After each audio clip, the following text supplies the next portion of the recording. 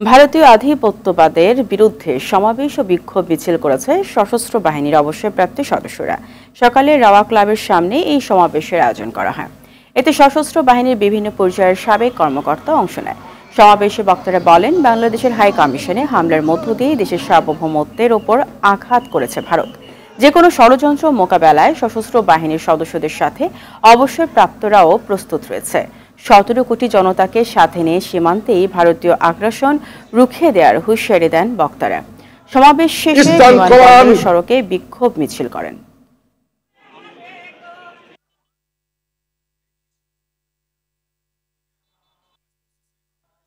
Eastern command গোছানোর ভয় আমাদেরকে দেখাবেন না। শুধু আমরা সশস্ত্র বাহিনী নই, ১৭ কোটি জনতা আছে আমাদের সাথে, আপনাদেরকে সীমান্তেই রুখে দিতে।